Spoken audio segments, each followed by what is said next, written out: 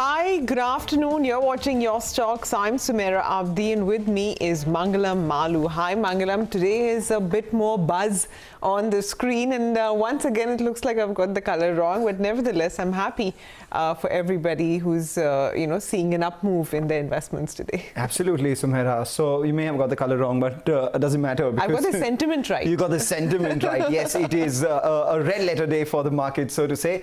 Because the screen is all green. We have the Nifty up almost 90 points as we speak, 350 points on the mid-cap index, and that really has been the story of the day. That's telling you that the street believes there is firm amount of support on the Nifty at every decline, and only when that happens do we see a big move on the mid-cap names. And across the board, middling gains are the likes of NCC, India Bulls, Vedanta, all of them sitting anywhere between 6 to 8%. Then we have a whole lot of stocks, Tata Elxsi, M&M Financial, Adani Power trading anywhere between 5 to 6%, and a multitude of stocks, nearly 6 stocks in the green for 1 in the red. So let's take note of all the top stories that we're tracking this afternoon and answer all your investment related and trading related queries. Asia is all green. Indian stocks to clock heady gains after a jittery start. Key indices rise to near days high. The mid-caps outpace heavyweights. IT stocks lead with financials and autos supporting. Wipro clinches a potential $1 billion deal with Metro AG. Infosys inks one with Daimler AG. The big German deal wins tie-in with expectations of a third IT upcycle. HCL Tech tells cnbc TV18 that its deal pipeline is bursting at the seams. Whirlpool India tells cnbc TV18 that it expects to clock double-digit growth in second quarter as well as in the third quarter as well as the fourth quarter. Despite price hikes, Croma and Vijay sales echo sentiment and say that ticket sizes are up and fears of further price hikes will only provide a fillip. Eicher Motors tells cnbc TV18 that demand for their bikes is so strong the company is worried about coping with it. Bajaj Auto signs a pact with the Maharashtra government for a new facility in Chakan to roll out KTM and some more bikes by 2023. Kane Energy wins a $1.2 billion award against imposition of retro tax by the Indian government. Response of the Indian government, however, is awaited.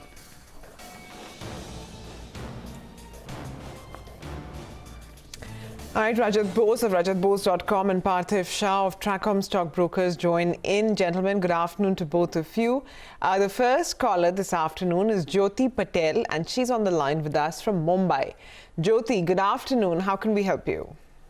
Yeah, hi, good afternoon. So actually I hold 100 shares of SBI Life, which I purchased at a price of 842. But I didn't see the price of shares, moving above 900. I mean, it's hovering around 850 to 880 only over past one also I have been tracking. So I mean, request expert advice whether should I hold or sell. I mean, and if it is a hold, then I can probably hold the shares for next 1 year only. Okay. Jyoti, are you a regular trader? I mean, you sound like you know what you're doing. Yeah, no, but I mean, not trader, but I do such investments. So. Okay, on and off. Okay. Yeah. Rajat, first to you, SBI Life, first, of course, on the stock itself. And anything you want to tell Jyoti about strategy?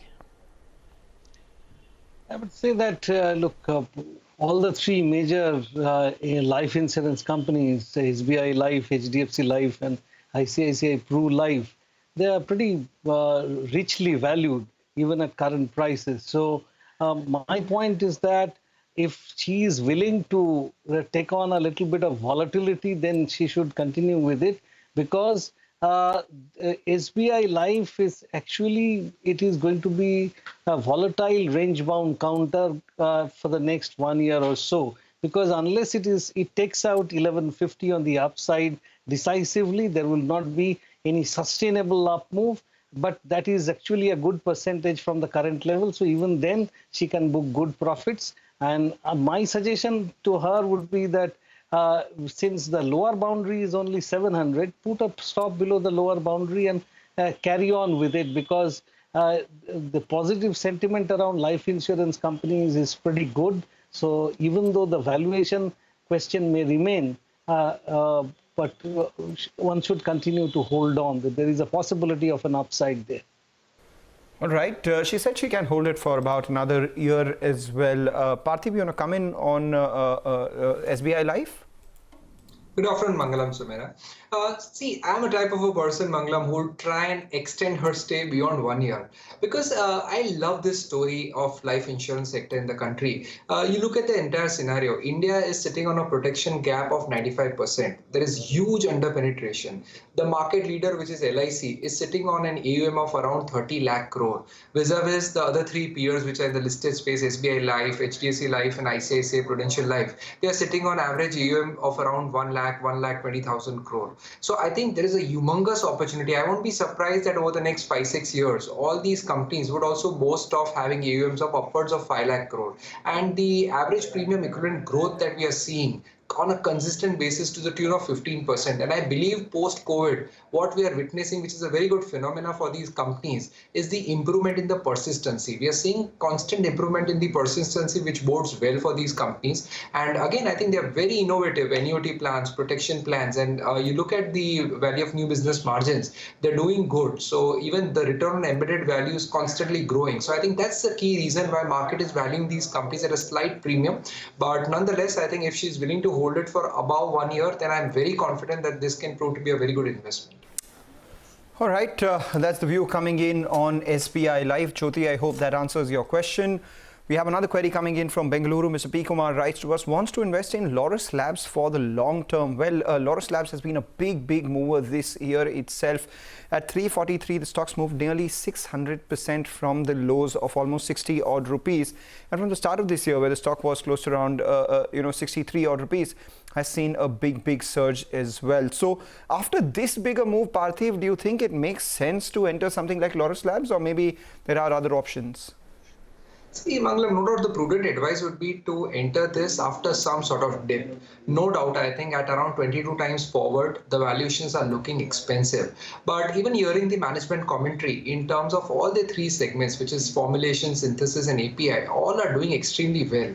They have a very good problem, which is like not having proper capacity because they have very good order book and they are having capacity constraints, which they are working on in terms of debottlenecking, and even the formulation capacity, which is going to get doubled up, and that will happen sometime by December FY21. So in which case I think they definitely have a good legroom to grow their earnings by anywhere between 15 to 20% CAGR, and I'm pricing in even some sort of price erosion for some of their products. So which goes to show that if the investor has a time horizon for the next 3 years, and with a 15 to 18% CAGR growth, a 22 times forward multiple might not really look very steep.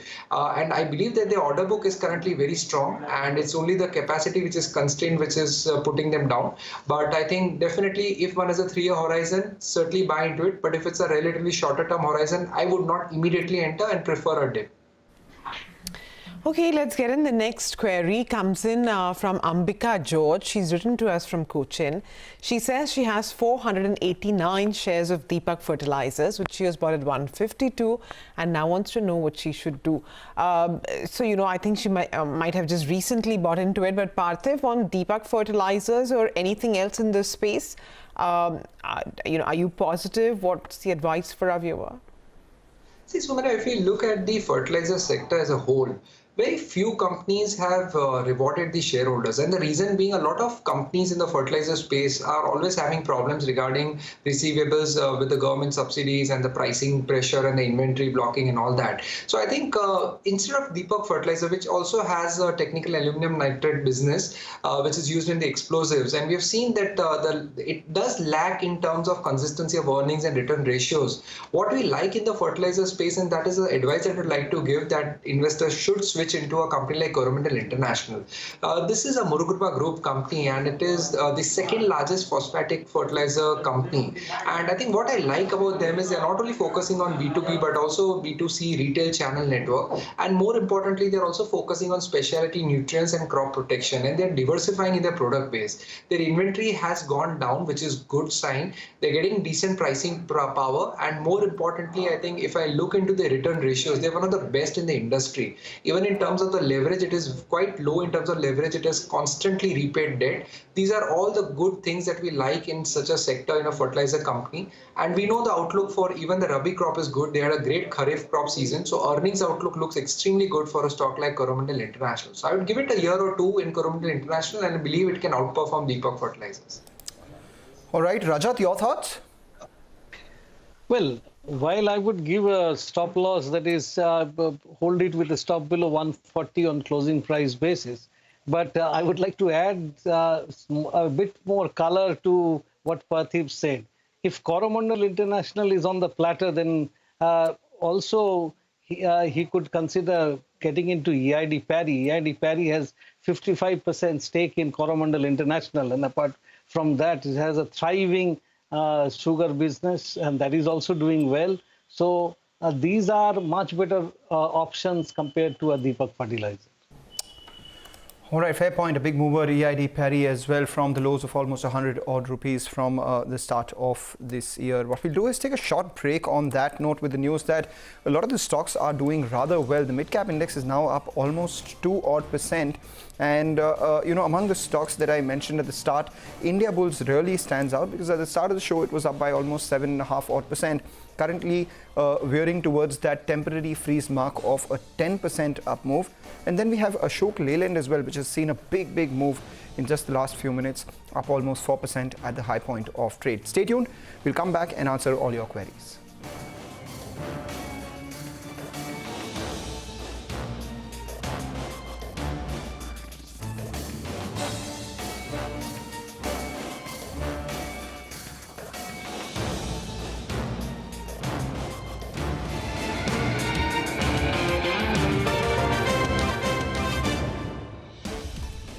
Welcome back. Let's answer some more of your queries. Then Rajesh Shah calls us from Mumbai with a query. Good afternoon, Mr. Shah. How are you?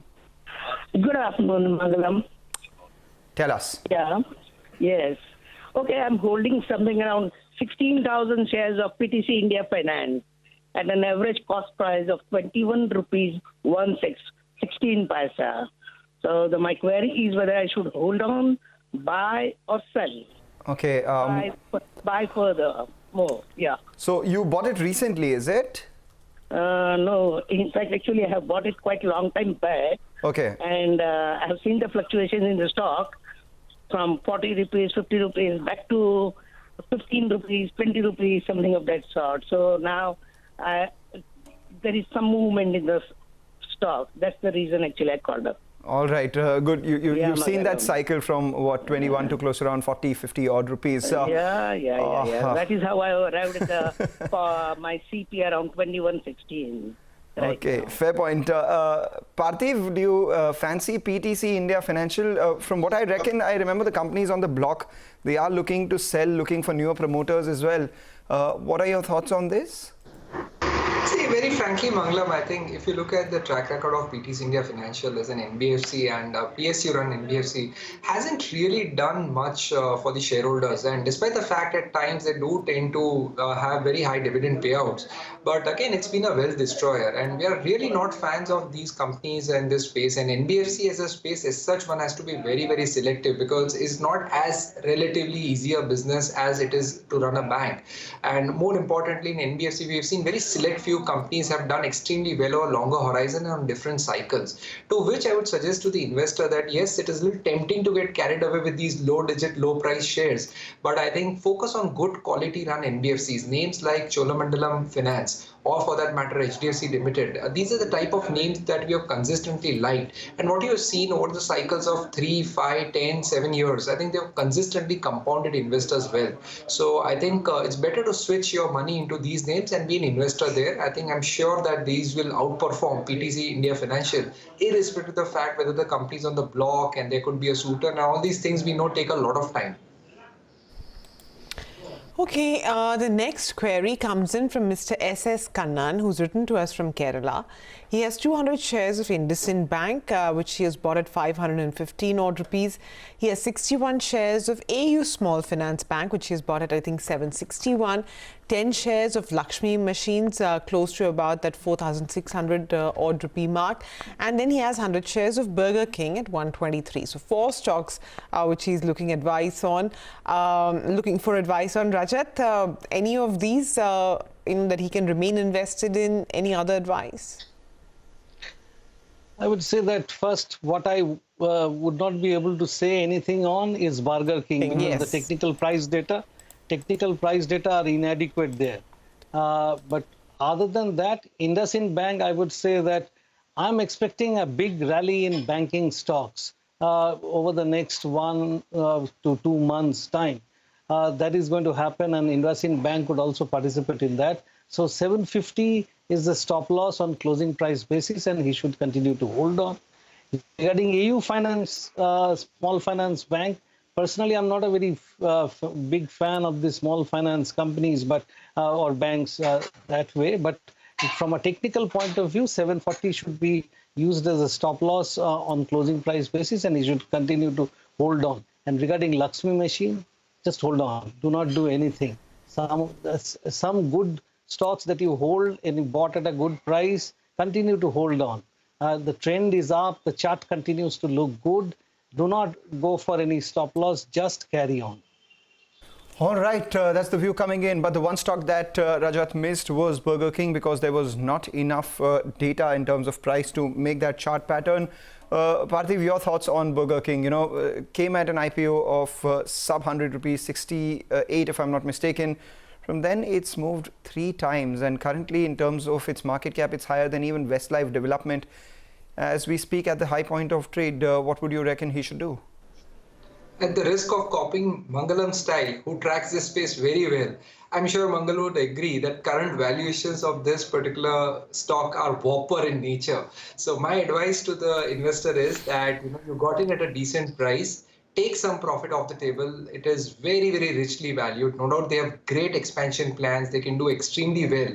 And generally, we have witnessed that post such IPOs, once the anchor lock-in tends to open, we do tend to see some sort of selling come back. So I would suggest take profits here and re-enter at lower levels. No doubt it's a great story, but certain valuations have to be kept in mind. Okay. Absolutely. So do you think he reckon, maybe move away from the Whopper and enter Big Mac if he must? Yeah, absolutely, because current stats of the Big Mac Westlife Development looks lot better in terms of more sanity in terms of the valuations, and I'm sure they are also going to launch a lot of new products, and that's where probably temporarily one can switch into. But yes, in terms of Burger King, the valuations are prohibitively expensive according to me. Well, I don't know about this stock, but I like both the Whopper and the Big Mac. So, okay, I have to ask this question. Sumaira, Burger King or McDonald's for the burger? Fries, my vote would go to McDonald's. Yeah, that's true. I agree with you. I agree with that. All right. Okay, after that appetizing conversation, we go to the next question. Vijay Kumar writes to us from Bengaluru, holds about 2,000 shares of Punjab National Bank at 38 since last week. Wants to know whether to hold or sell. Rajat, PSU banks were rallying up until last week, and from then we've seen some correction. Do you think he should hold on and his price would come? It's very difficult to say, but since we are, at least I have mentioned about an anticipated big rally in banking stocks, then maybe in that tidal wave kind of a thing, then whenever that happens, even PNB would move up and he would get an exit opportunity. Otherwise, there is no point holding on to PNB. There are much better banking stocks available, and don't choose PSU stocks just because they are available at a low price. I mean, this low price game is a dangerous ball game at this time. So exit PNB sooner or later, but get into good banking stocks over the next couple of months. You're going to make a lot of money. All right. On that note, we will thank both Rajat as well as Parthiv for taking the time out, helping all our viewers with their stock investment as well as queries that they had. Meanwhile, the story is the market, definitely 400 points on the mid-cap index. Vedanta is the stock up almost 7% And apart from that, we've seen a big spike in Vodafone Idea in just the last few minutes, currently up 10% at that temporary freeze. With today's move, also moved into the double-digit terrain for Vedanta, Vodafone Idea rather, close to around 10.5 rupees for that share. And we have Bharat Forge, which is surging from the broader markets as well. But looking good for the market, so good time to wrap up this edition of Your Stocks and hand it over to the team of Closing Bell, who will take you through the last hour of what promises to be an interesting session so far.